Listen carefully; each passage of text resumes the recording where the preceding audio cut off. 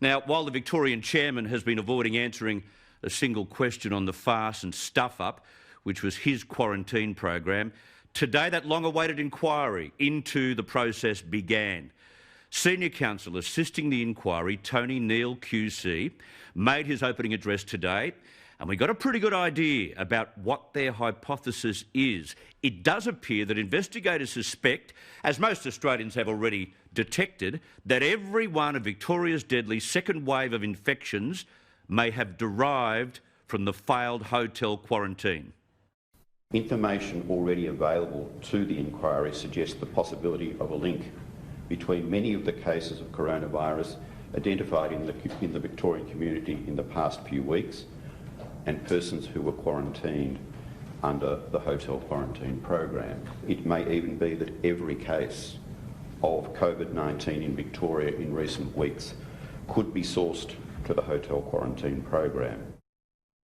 So without even a witness appearing, not one witness appearing, just opening statements, that's the hypothesis. And the chairman himself, after hearing that, he wasn't flinching. Not yet, anyway. What has gone on here is completely unacceptable to me and indeed unacceptable to all of us. But the best thing to do is to have that proper understanding of exactly what has gone on, those answers. That's what we're entitled to, and that's what the judicial process at arm's length from government will appropriately deliver. I'm very confident of that. The truth is, quarantine was a failure because they did it again. They went their own route. They didn't want to follow New South Wales or the other territories and states and making sure that people got tests whilst in quarantine. They didn't want to follow the fact that we were putting police and health officials at these locations. No. Because the government wanted to hand a very important job to a bunch of security firms. You've got to wonder why. Maybe we'll never find out. But who were then allowed to skim the cream on the job, these security firms, by contracting the work out to smaller and inferior security firms?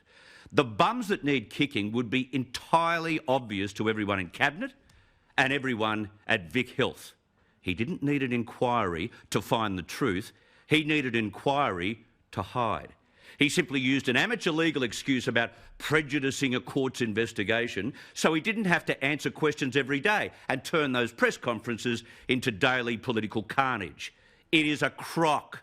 There's no impediment to answer questions because it doesn't involve a jury for one, and the court has not ordered any suppression of the circumstances. It's a con, and it's a con primarily on Victorians. Now, just on today's major COVID announcements, what happened to a bit of coordination? I thought we had a national cabinet to coordinate stuff. At 10 a.m. today, the New South Wales Premier, the Victorian Premier and the Prime Minister had all scheduled their press conferences for exactly the same time, 11 a.m. Now, the state premiers went ahead as usual at 11, they were head-to-head, and only Scott Morrison delayed his until after midday, thankfully. But these are crucial announcements at this juncture. Normally you wouldn't worry, but infections in Victoria have a bearing on the safety of all Australians. We want to know. And the PM is dealing with the future of the two major stimulus packages, JobSeeker and JobKeeper. And I've got to say, employers and those on JobKeeper are hanging on his every word. So how about conducting these press conferences separately? That'd be a good idea. What is the National Cabinet for if it can't have its members communicate at the start of the day about when their major public events are being held? Come on, guys, get it together.